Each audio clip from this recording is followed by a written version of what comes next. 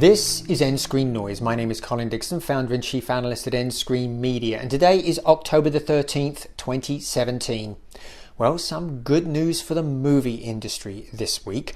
4 major studios announced that they would support Disney's Movies Anywhere service. This is good news because Disney's Movie Anywhere service is a place where you can place all of your digital copies of your movies and access them in this one single app. So having all of these studios there, that means that now those movies from those studios will also appear there, not just Disney movies.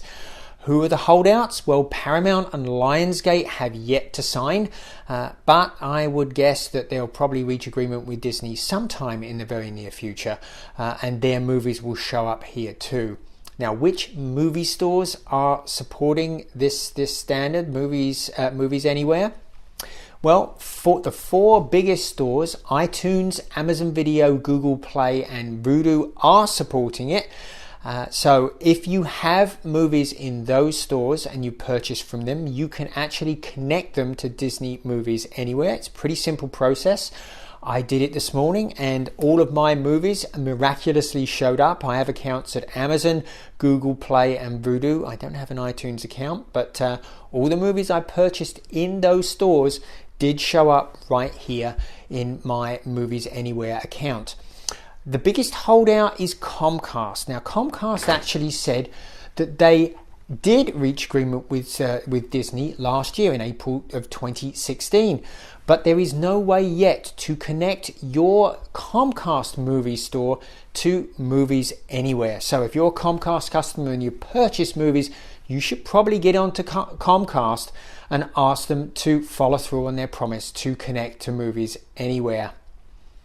This is probably the death knell for UltraViolet. The competing standard was introduced in 2011 and has really struggled to get consumers to adopt it. And probably one of the biggest problems was that Disney movies weren't available in that format. So if a consumer purchased a Disney movie, they had to go to a different place than they would for everywhere else. And Sony was a huge proponent of UltraViolet when it was first introduced. So it is a real big climb down for Sony to now come out and support Movies Anywhere. And such a big climb down, I really don't think UltraViolet can recover from this.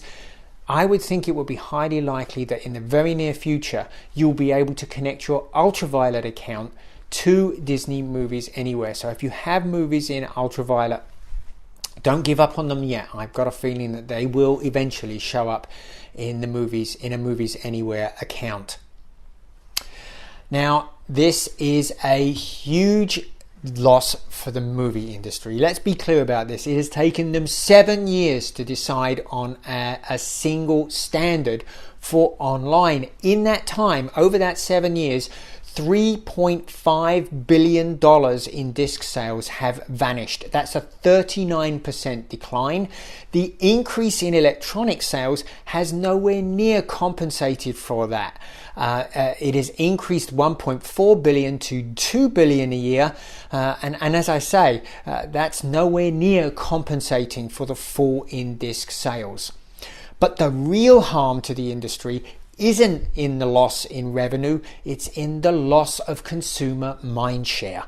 Over that period, consumers have embraced SVOD and love binge watching, and they spend a lot of time now in Netflix and Amazon and Hulu libraries binge watching great shows like Game of Thrones, House of Cards, and now even Star Trek in CBS All Access.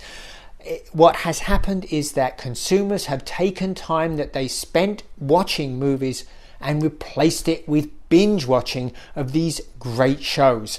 And I'm not sure that the movie industry will ever recover.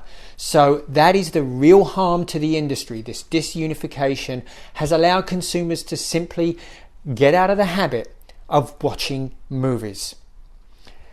If the industry can recover from this, well, you can bet we'll be talking about here on End Screen Noise. We'll see you again next time.